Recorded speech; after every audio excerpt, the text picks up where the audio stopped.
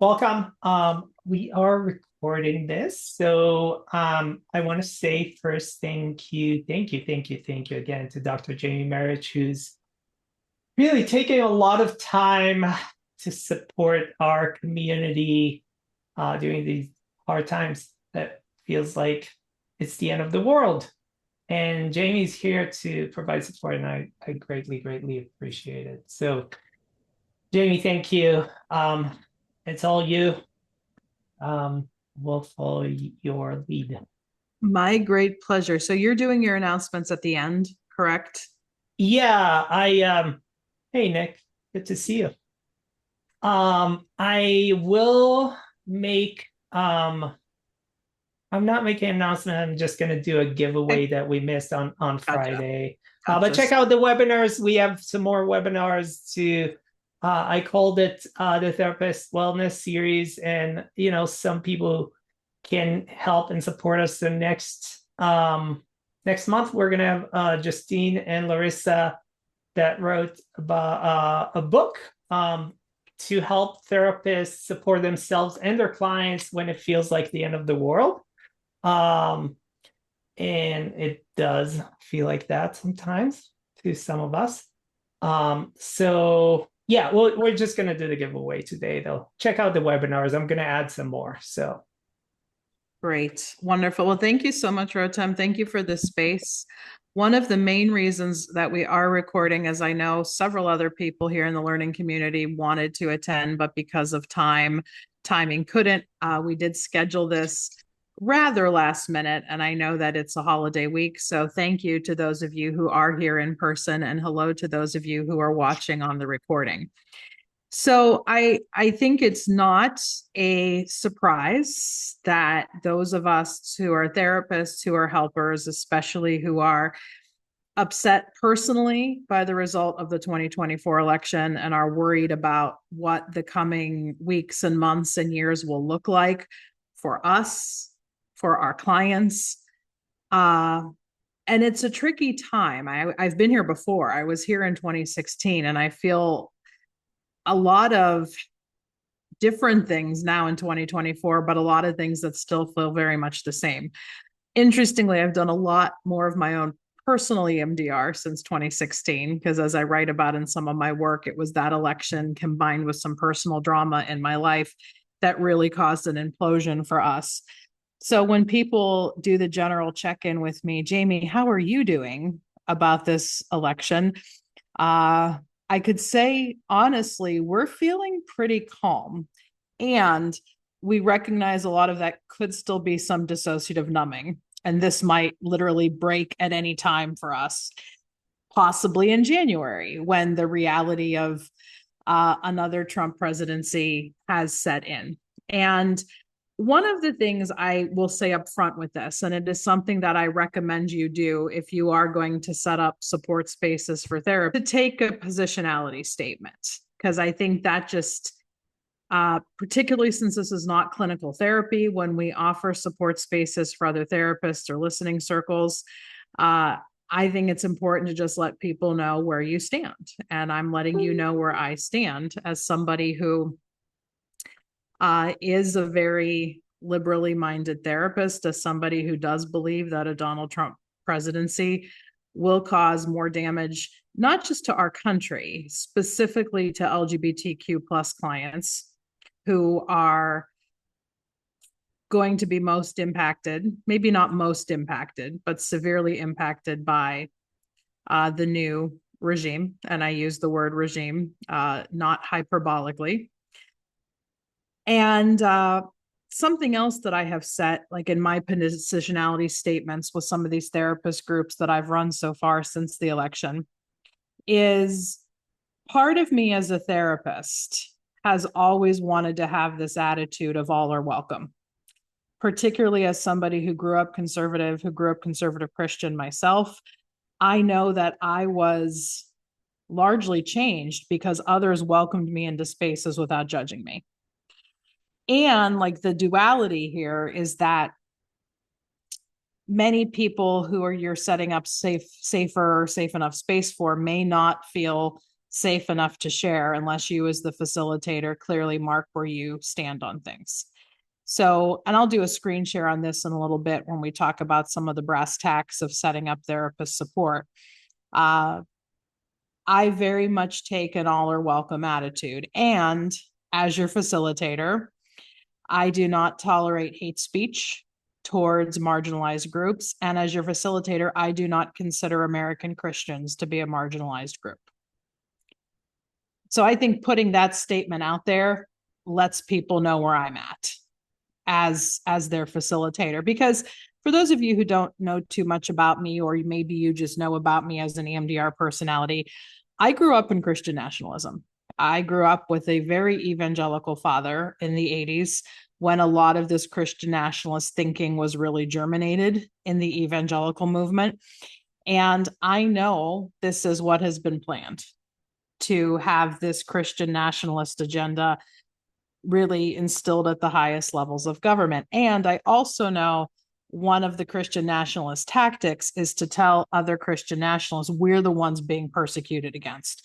We're the ones who are being mocked for our faith. And I just don't see it that way. To me, the best working definition of oppression is to look at who is on the upside of power, which they clearly have always had, and now have it in an even greater space. So that is my statement of positionality personally that I want to give. So after everything happened, I rushed into action and got 2 groups for therapists scheduled right away. And then I got another one scheduled the following week. I'm personally hosting another one in my ICM, Institute for Creative Mindfulness, my company space, here before Thanksgiving. Then I need to take a little bit of a break for December, which I had planned. And I'm also going to be offering some personal therapist sharing spaces again in January around the time of the election. Yet something that really came up for me in running those first couple groups is just what a need there is, or that I'm noticing, for therapists to be able to talk to other therapists who, this sounds a bit trite, but are of like mind or of like heart or are of similar belief systems. Because the reality is you don't really know in this field.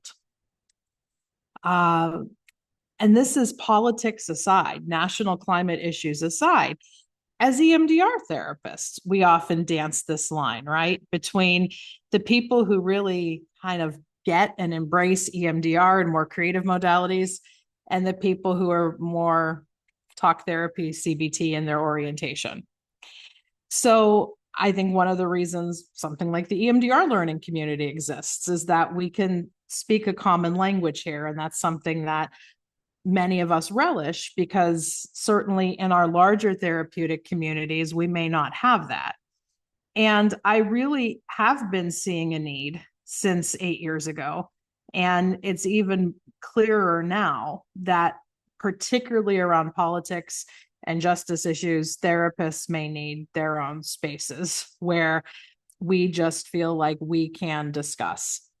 And the other reason I set up the groups, and I think this will continue to be a need, is we are holding so much possibly for ourselves right now around the current national climate. It can be tremendously challenging to hold that for your clients too. And so being able to have an open space, a sharing space where there are parameters for safety, but therapists feel like they can talk without judgment, I think is going to be very needed. I know my friend and colleague, Thomas Zimmerman, has been holding some groups around flash and 4 blinks techniques and how therapists can facilitate those types of groups for other therapists or other people who are struggling. And I definitely applaud those efforts, and I think those are needed. And as somebody who's had a real bent for spiritual practice and social justice, I also think there may be some room, and there is need for spaces where we can just talk and then perhaps end with some kind of solution like a meditation strategy. And I'm going to be even ending our time together today with one such strategy that I have used in a lot of my groups here in recent weeks, and that I use in a lot of even professional meeting spaces whenever we're going through a uniquely trying time.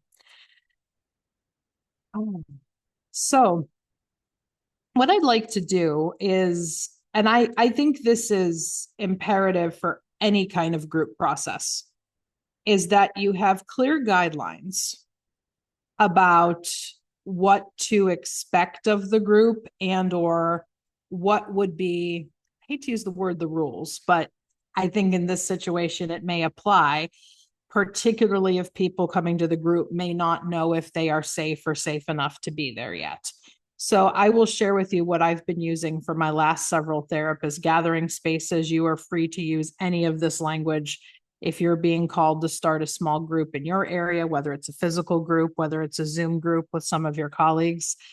And if it's people that you're gathering that you know and you already have a rapport with, you may be doing that just in a group chat with some of your good therapist connections. But if you are going to open the space up more publicly, I definitely recommend having a series of group guidelines. I've done this when I've done 12-step and other recovery related meeting spaces over Zoom, even before the pandemic, when I do anything that is a non-clinical group. And that could even be one of your guidelines, that this is a non-clinical group. Diagnosis and treatment is not implied. Rather, this is a group for collegial sharing. This might be who is open to the group. So when I have shared my, and I could share with you a kind of promotional meme that's out there. This is for the group that we're doing on Wednesday. If you are going public with your group, yeah, some things you'll just want to be sure you put out there would be, is it free to attend or is there a donation? Who is welcome in the group? So I have titled these post-election support spaces for therapists and helpers. And if you are going to do it over Zoom for security, and I'll talk to you about the importance of security in a minute, I highly recommend that you set up a Zoom link. This is bit.ly, so my tech team was able to do this from a Zoom link, but I highly recommend you set up a Zoom link where a person has to register, as opposed to just, here's the Zoom link, show up. Because if you do a Zoom registration link, a person at least has to give you their email, and you can see ahead of time which you can omit them from your registration role. And I say that because that's happened to me before, not with this post-election work, but when I was doing the Dissociation Made Simple release in early 2023, especially because some of my work in that area is a bit controversial. I had a webinar hacked. Well, it wasn't a webinar, it was a Zoom meeting hacked. And I learned that having the registration link and being able to vet your emails ahead of time of who is even intending to show up, even if they don't show up, it's just nice, really kind of as an honesty check to have people at least give you their email. So I have put what I'm about to show you with my group statements also on some of my social media advertising. And I also make sure that we go over this at the beginning of each of the meetings that I'm running. So of course, this is not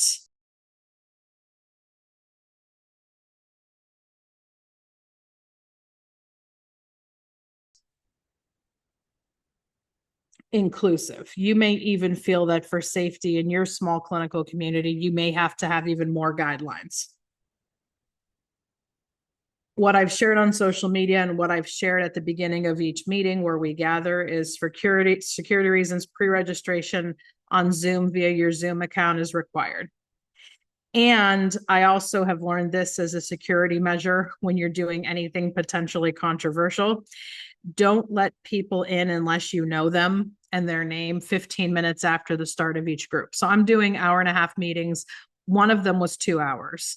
And I think 15 minutes is kind of a good cutoff point for not letting newer folks in, because I've also learned that with hacking, that's another problem when the Zoom link is potentially out there too long after the meeting has started. So that's just a good security measure. And I find that that can help people, especially if they are having some nervousness as professionals coming to anything that's, again, on the border of controversial, which this is in our field. It shouldn't be, and it is. And I think it could get even more so that way in the new administration.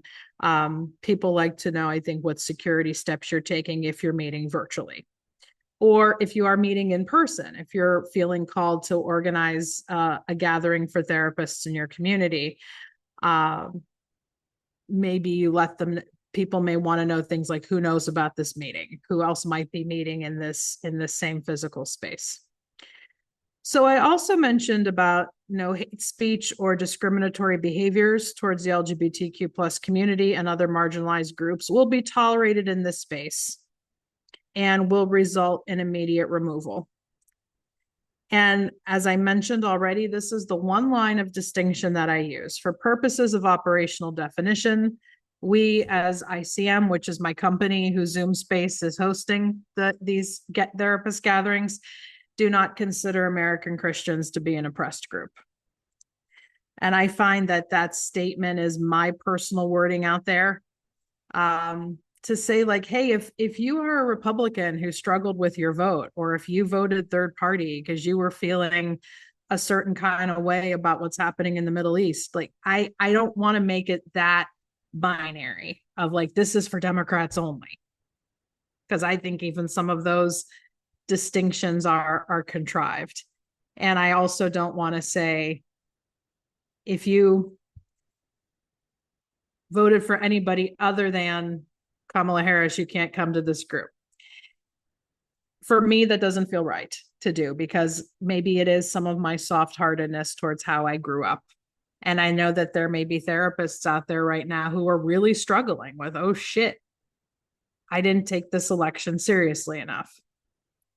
So for me and my integrity, I feel a statement like this about American Christians are not an oppressed group says where I stand. And I think it has attracted people who do feel most comfortable debriefing the election and its impact on our profession and my space. And then I also have, in my small group, started an email list for people to get on who maybe want to be informed of other gatherings of this nature. My EMDR and training business is pretty big, so I made the decision to make the email list separate from all of that. So I think sharing a little bit of an email list, if you're organizing the group that you can put together, can be helpful if you want to join, have others see who wants to join you in this kind of endeavor, because this can get very big to take on by yourself. So I do think having therapist gathering spaces is going to be a need in the coming 4 years. As I've already said, don't think it's something we're just going to do a few groups for now at the beginning of this and be good. We'll need to continue meeting. And I think we'll need to continue consulting with each other as well, especially this art of peer consultation when tricky scenarios come up like this, because this is a theme I've seen. And this I feel okay to share just as a generality without giving specifics. A lot of folks who've been coming for post-election therapist support have articulated struggles around, how can I still ethically work with clients? I'm a progressive therapist who's maybe deeply grieving the idea that Donald Trump's going to be president again. How do I still work with clients who are Trump supporters? And this is a hot button issue. Like, there was this scathing article that was written last week. It has since been taken down, or I would share it with you. But it was some kind of right-wing talking head going after leftist mental health therapists for being unethical and talking about politics and et cetera, et cetera. And it was total fear-mongering nonsense, as to be expected. Yet a lot of therapists see something like that and get worried. Like, am I in ethical trouble if I share my political beliefs online? How can I reasonably work in my community, which may still be very red or may be very mixed? And I there's a whole course I teach. I just taught it last week on some of the ethics around this. And so much of what helps with ethics is knowing where certain states stand on things and certain professions stand on things. Like if you're a social worker, for instance, political advocacy is expected. Yet, if you're a counselor or a psychologist, you may be feeling, I don't really know how to interpret the ethics on this. And so, having a space for some peer consultation around these things can certainly be helpful. So, that is what I can share based on what I've done so far, based on what I've learned so far. I'd like at this point to open it up with the understanding that we are on recording to share this for others later. If you don't want to be on camera or on microphone, you can certainly share a question or a comment in the chat. I will not read it with your name. So it would just be the general question or comment. Even the recording that's happening right now, it's only showing me, only showing Rotem, unless you do raise your hand to come in. So yeah, the floor is open. You can either use the chat or you can use the react icon to use the time to speak. How can I best, I guess, assist based on what I've been learning so far about setting up these kind of spaces? Or maybe you just have a general check-in about how you've been feeling, how you've been doing in the week since the election. I will go ahead. I can say I live in Nebraska, a very red state. Fortunately, in that one district that voted blue. Okay. And I am German, and I decided to become an American citizen after 2016 because I wanted to put my vote in there so that it wouldn't happen again, and now it did. One of the things that I would like you to talk about is how do we have a space of support among, let's say like-minded therapists, and it does not become the, oh my gosh, we're doomed. And I mean, completely, oh my, what's, so I mean, as a therapist, I try to help my clients to, you know, reframe and whatever, right, in order to take a different perspective. And I have a hard time doing this. And I Yes. can imagine that among like-minded people, it would be similar. Mm-hmm. So that's one of the things that, it wouldn't just be the oh my gosh, everything's horrible kind of sitting. Yep. I love that question. And I love that question. And that's a lot. I have a lot I could share on that. So for example, I think part of it is knowing your capacity as the facilitator to hold that, what you just described. Because I know in 2016, I couldn't have done these kind of groups because I was very much in a place of like total existential dread myself. We really need to burn it all down, et cetera, et cetera. Metaphorically, because I know this is on recording. Whereas now, part of the reason I feel I can hold these spaces is I have a little more capacity to hold everything. I have a lot more capacity than I did 8 years ago to hold therapists who may need to share a lot of the dread, because we've had a lot of that come through some of our groups, just a lot of dread, a lot of negative. I don't even want to judge it as negativity, just a lot of legitimate worry. One thing I can recommend that's very micro that you can do, and I borrowed this from Nikki Myers, who developed Yoga of 12-Step Recovery, is after everybody shares verbally, you take a breath.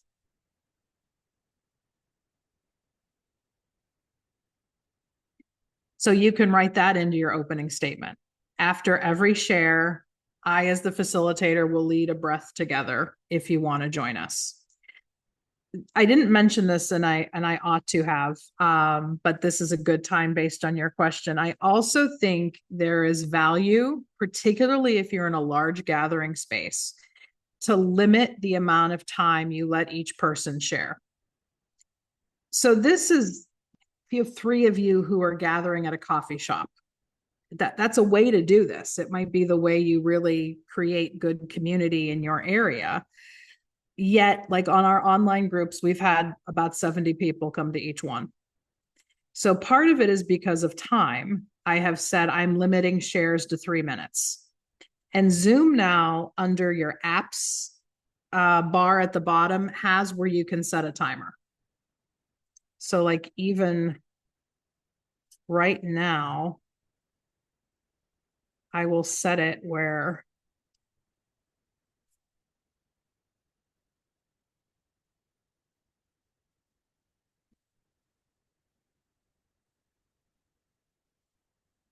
I thought I had this nice and elegantly done. Okay, here. So it's, I don't know if you can see it on your end. For those of you who are here live on Zoom. Oh, I have to share it. Or I can share it specifically to the person.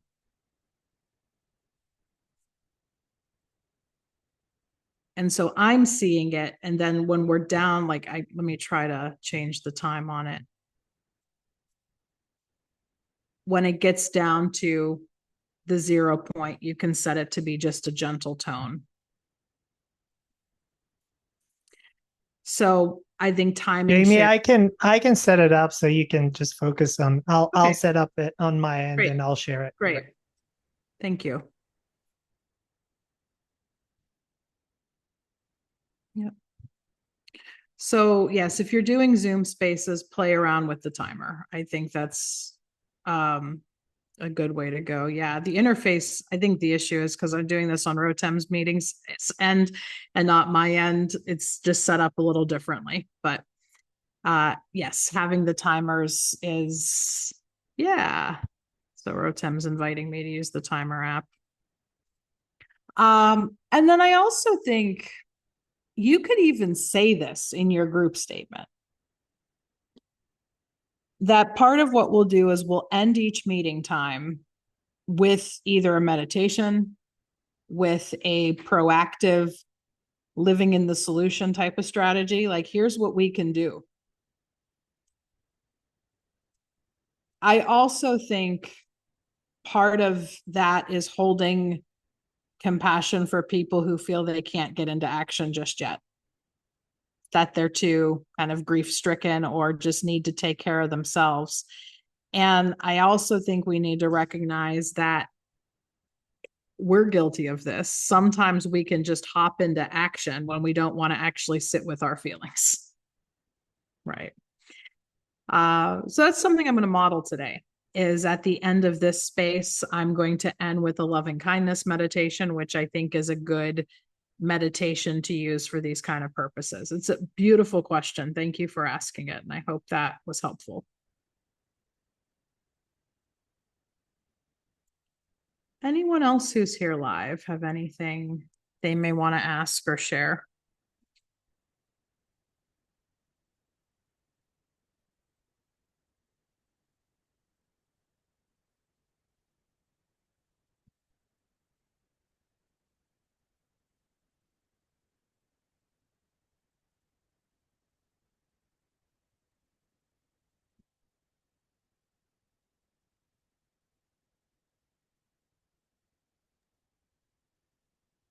I can ask another question. Sure, please go for it. I am working for an agency, profit organization, and our therapists are all over the state and so on. And I'm a little bit worried about coming across as doing something subversive. Yeah. If I do this, officially, I know I will for sure ask a few of my more trusted colleagues, or the ones Mhm. that I just know better, what they're thinking about it and whether they think it would be helpful, before doing anything. But I don't want to have to go to HR to ask permission. Yep. So there, I got my time's up from when Rotem said it. Yeah. Okay. Yeah, I I don't want get, to go to HR to ask. I don't want to necessarily ask my supervisor or so. But yep. yeah, I mean, So here's my thoughts. In an agency setting like that, my personal consultation to you would be don't advertise it, but just as it's talking, as you're having conversations, as it's coming up, you perhaps do something more informally, like a lunchtime meeting. If you're feeling more of a call to maybe get a group of therapists together in the community, you might just need to be clear, like if you're sending an email around, like this is not affiliated with my place of employment. This is something that, I am personally organizing. And at that point, I don't know what your relationship is like with your immediate supervisor or with your HR. This is where, depending on your setting, you may let them know that you're going to be doing this in the larger community to see if there's anything they'd like you to avoid saying, doing, etc. Or you can go the ask for forgiveness instead of permission route and just do it. And if they call you on it, you can say you've been very clear. This is in no way to do with your place of your employment. This is me as a personally licensed person in this state, just having a collegial gathering, with therapists. And my sense is to continue to pay attention as you go, because, I know now in most states you'd be legally covered for doing something like that, but I don't know how hard the axe is going to drop when the administration actually takes over.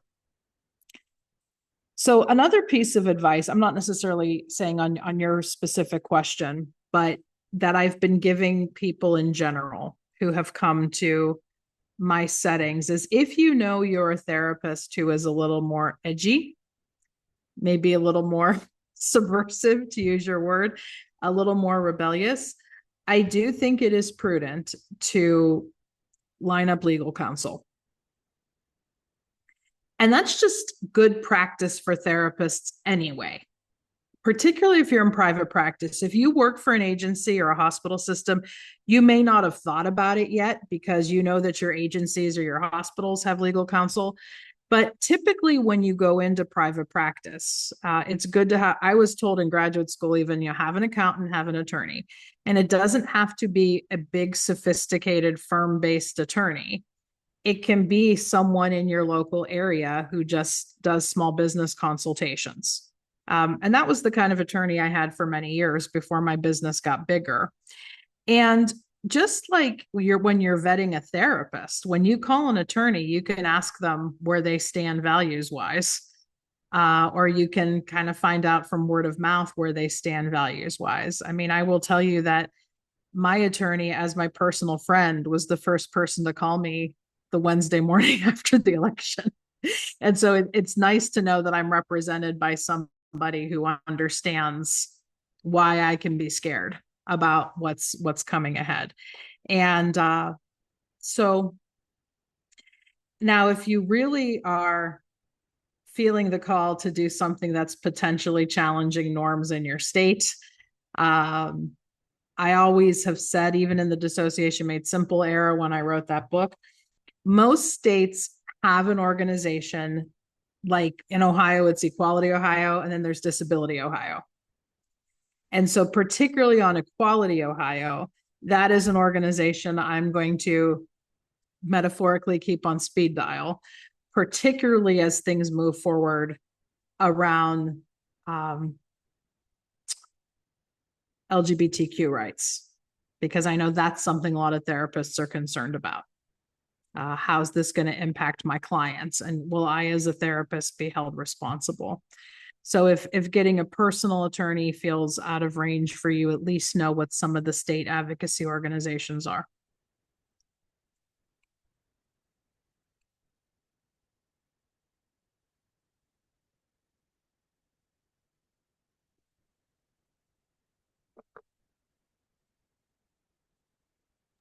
Thank you, Jamie. My pleasure. Rotem, Yeah, Jamie, I have a more general question. please. You're obviously a very busy person, and you do a lot. Do you mind sharing what do you do to balance? What do you do to take care of yourself? What do you do to regulate? Oh, I'm still learning. Yeah, we all. Yeah. Yeah, it's not like Mhm. I always tell clients, it's not like you get to a point like, oh, I got that, and now Yeah. you have to. It's work. It's always work in progress, but Yeah. just curious what you're doing. Yeah, I'm happy to answer that. I think people who marvel at how busy I am and how busy I look online would be shocked to see how much downtime I actually take. Like this weekend, How much Netflix you're watching? how much Netflix I'm watching, how much, I have my pool. So, like, for instance, I was not working this weekend. And I have a pretty strict boundary for myself that unless I have a training scheduled over a weekend, that I am down on Saturday and Sunday from anything work related.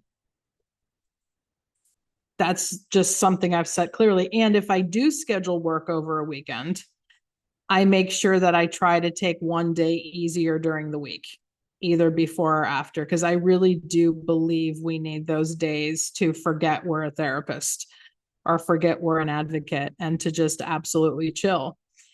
Another thing that I do, and this is a new commitment I made to myself as of 2023, and I am proud to say I've held to it. I prioritize starting my day, my quote unquote work day, with some kind of creative practice. So this morning it was playing one song on my guitar. Other mornings it might be focusing on my writing first. I also do some short filmmaking, etc. Some of it's more smaller social media length. Other times it gets a little more involved. So I make sure I spend the beginning of my workday prioritizing. And some mornings I could only do it for 15 minutes at most, but that feels tremendous. And what I mean by creative practice is something that's not like email involved, or I don't like to just rush in like seeing a client first thing or a consultee first thing, or even on mornings when I do trainings. I've had to turn myself into a morning person because I'm not naturally a morning person, but I've learned I need some time to adjust to the day. So that's something I do to take care of myself. I'm also a big water element person. I am a water sign, I'm a Cancer. Yet I think water has a lot of cleansing properties to it.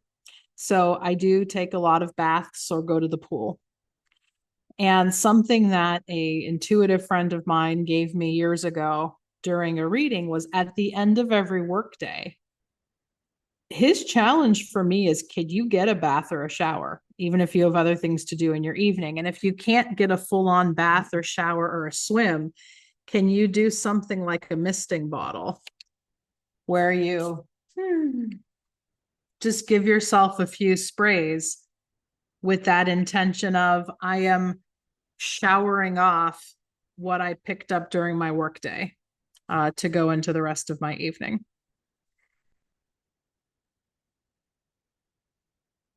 You are What's in muted. this? What's in this spray bottle? Well, my particular one that I just sprayed has a combination of some oils in it, like lavender does it for us, peppermint if we want a little more awakening. This is lavender and ylang ylang.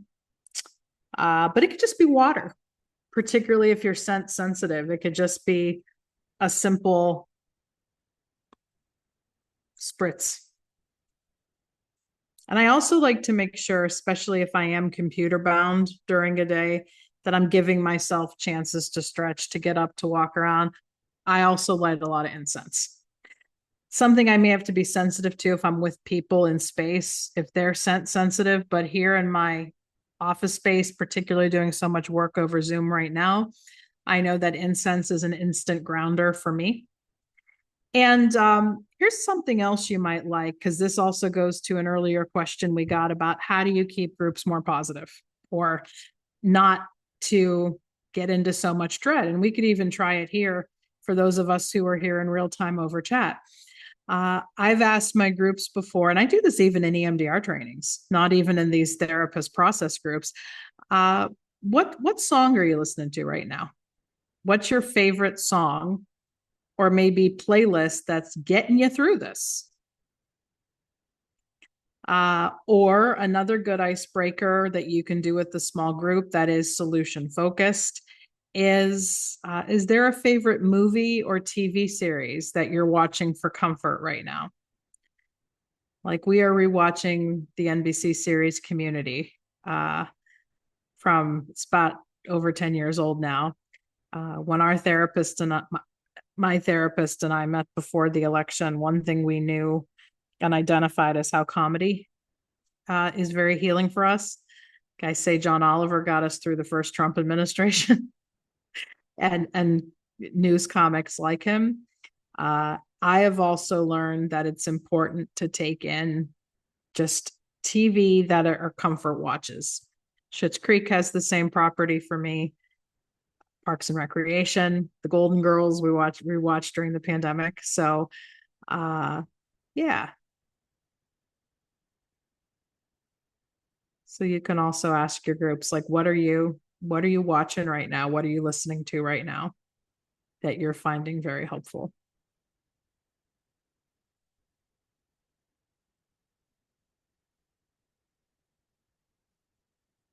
Any other questions or comments?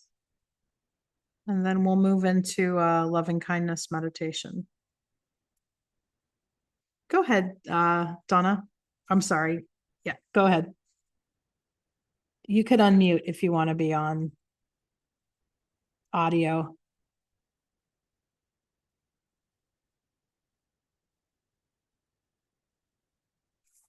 I'm still not hearing you, Donna. You're still muted, Donna. You need to click the audio button. It has a set cross sign on it, and then you just click on it to unmute yourself. No, you're still muted. We can't hear you. It should be. Are you on a regular computer, Donna? I can't hear you. Can you give me like a head nod? No, can't hear you yet, Donna. Actually, I can ask to unmute as a host. There you go. We still can't hear you. Hearing. It might be something with your settings, Donna, that we can't talk you through here. I don't know if you're able to type in brief in the chat what you might want to share or ask. I know it's not the same, but we're having a problem with your audio.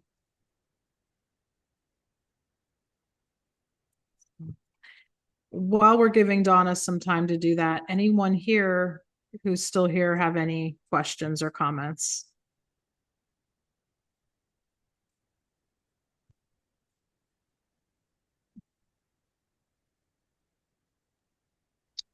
I can speak real quick. Sure, go for it. Thank you, Dr. Jamie, for sharing and for the spaces you're offering. I know I wasn't able to make any of the ones that you offered, but it inspired me to offer a space for some of my colleagues. I work similar to one of the other participants at a larger agency, and just was texting some people last week and realizing we really need to talk and just know that we're not alone. And it was, I think I resonate with the concern that it can devolve into despair and group despair. But just the recommendations that you offered and the fact that it's something that you're finding helpful is just helpful for me to hear and remember that it's an important thing to continue to do. So thank you. You're welcome. I am, and I am so glad, because this is what I'm hoping will happen, that people can't make a meeting that's maybe being offered publicly, but it inspires you to do one. Like I've been honored to be able to do this for therapists, because I feel very strongly about therapist support and care. Yet I think this will be even more sustainable for the next 4 years and onward if we can have these small spaces in our communities, whether that's a virtual online space or an in-person space. So thank you so very much for sharing that. All right, well, let's move to a loving kindness meditation. And for those of you who are here in real time, I will share a link in the chat after we're done with it about where you can see me facilitating this on YouTube. And for those of you who may be watching this on recording later, you can just search Jamie Marich Loving Kindness Meditation on YouTube, and you can see me leading this. So loving kindness meditation, this is probably the most popular version of it that was brought to the West by the teacher Sharon Salzberg. And it's a practice from Southeast Asia in the mindfulness traditions, where we first give loving kindness to ourselves, because it does start with us. And then with every layer of the meditation, we keep sending it outward. So I'll walk us through it. Basically, I will say a line, and then the invitation for you is to repeat it to yourself internally. Since you're muted, or if you're watching this on recording, you could say it out loud. That's certainly okay. Yeah, let's try it. So especially if you've been sitting for a while, let's take a stretch. Oh, maybe make a yawn or a sound.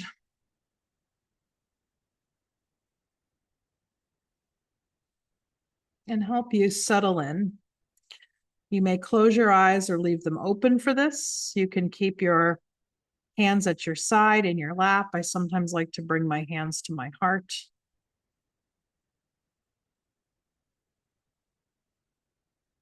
And we'll start the first verses offering loving kindness to ourselves.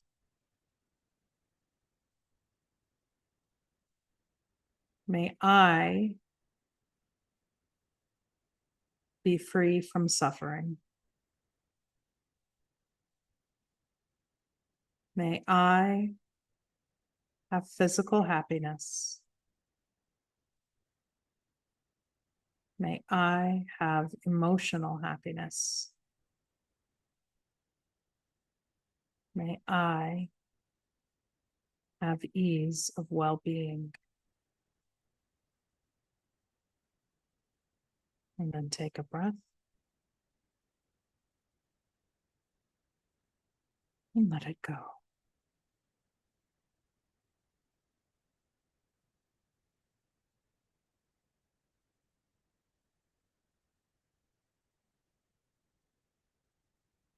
And now bringing to your awareness somebody for whom you have love and affection. Could be a human or an animal. Just bringing that person to your awareness. And to them we say, may you be free from suffering. May you have physical happiness. May you have emotional happiness. May you have ease of well-being. And then taking a breath. and letting it go.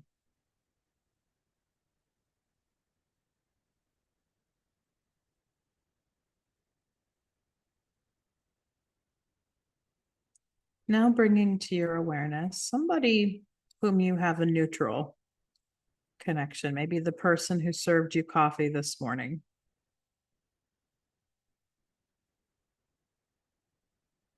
The neighbor that you know but don't really know.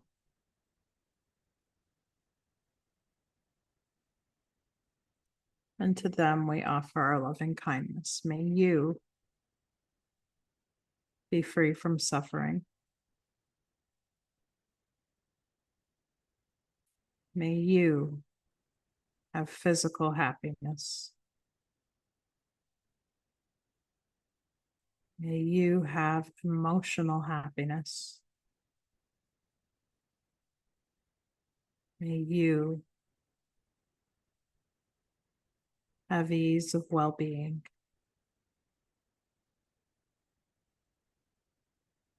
And taking a breath.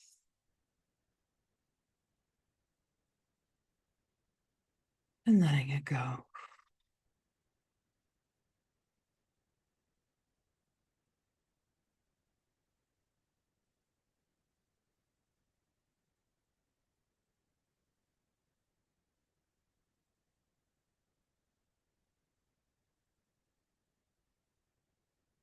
Now bringing to your awareness somebody who is challenging.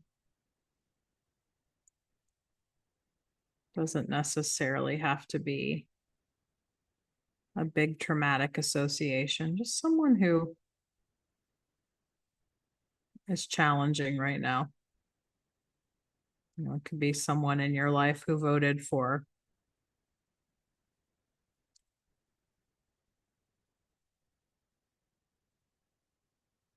the incoming president, trying to be as kind as possible. And to them we say, could even use him. May you be free from suffering. May you have physical happiness. May you have emotional happiness. May you have ease of well-being.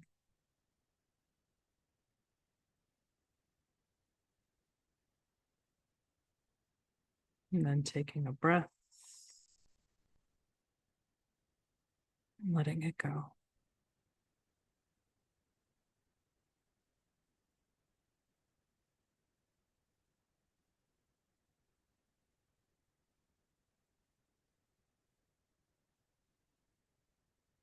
Now bringing to mind all of the beings, all of the inhabitants in your town or your city. Animals, beings, living beings, people, and the leaders in your city.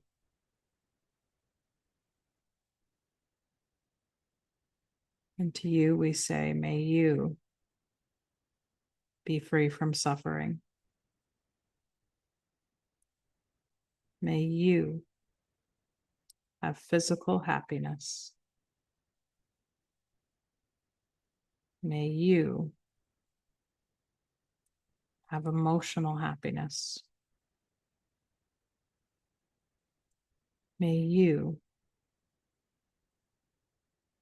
have ease of well-being.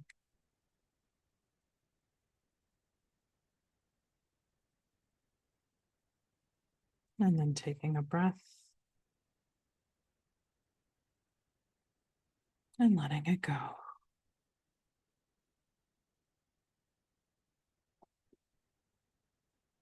Now you can do these individually, but for time, I'll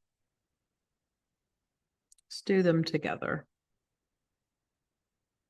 Bringing awareness of everybody in your state,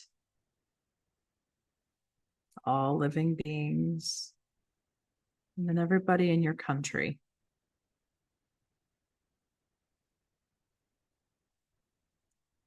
Living beings, leaders, officials.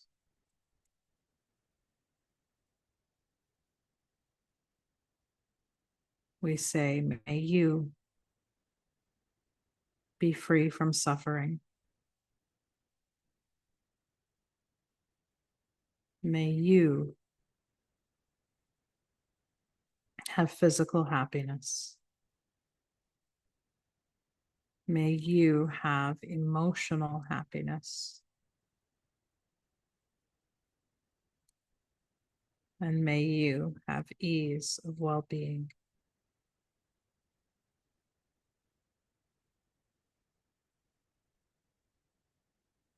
Then taking a breath and letting it go.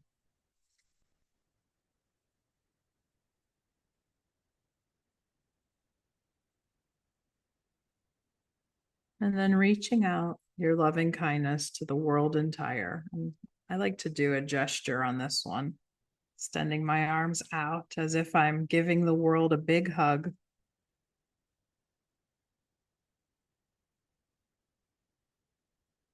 To all living beings and creatures, to the leaders, to the dignitaries, to a lot of the people we find challenging in this world, we say, may you be free from suffering.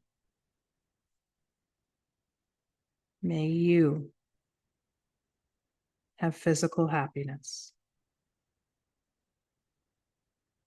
May you have emotional happiness. May you have ease of well-being.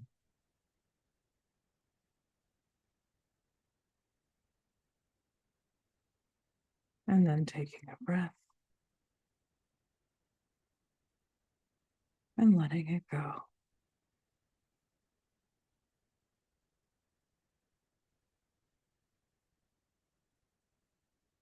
And if your eyes have been closed, let them gently blink open. If you've been sitting still and you'd like to take a stretch, give yourself a stretch.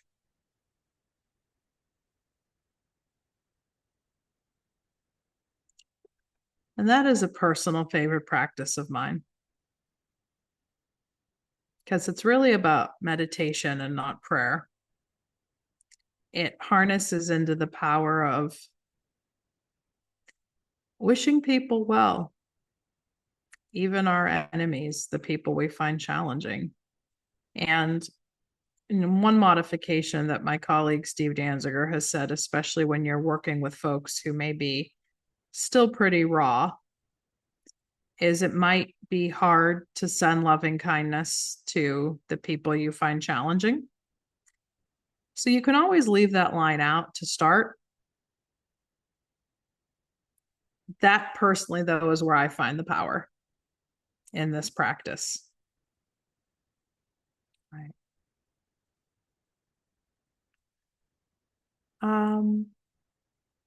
Donna, I see you're back and unmuted. If you want to try speaking again, go for it. Just to see if we can hear you.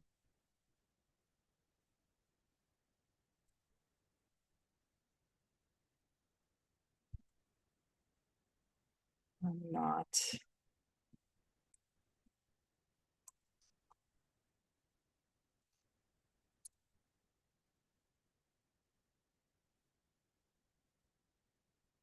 So as we close, Rotem, I'll turn it back over to you. I want to thank you, friends who joined us here in real time. And for those of you watching on the recording later, I also want to share my website, redefinetherapy.com, which has a lot of free resources and meditations that people can use on their own or that you can use in your groups.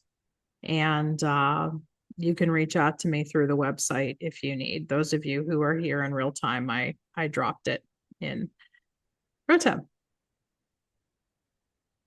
Yeah, I just wanted to make sure I have the right links to share later with the videos, so the loving kindness meditation and redefined therapy. Jamie, thank you so much for your time. I wanna thank those of you who join us live, and yeah, everyone is welcome to watch it. I reached out to a few colleagues to do more sessions to support our community, but maybe we'll do something regular. I don't know. I'm still trying to figure out how to do things. I am going to do the giveaway now. It's just gonna take a minute. If you have to go, Bridget and Donna, feel free. It's just I just needed like someone to be live with me when I do that. And so just gonna do that. It's just gonna take 1 minute, and then we're gonna say goodbye. So the I just didn't have the names for Friday, but we had Jackie Flynn has a new book coming out, and these are the people who participate in our weekly challenges. So let's see who's going to get a signed copy of Jackie's new book, and this is Lisa McCormick. So I will post it later. Thank you all. Thank you, Jamie. Thanks all for joining us, and we'll see you soon.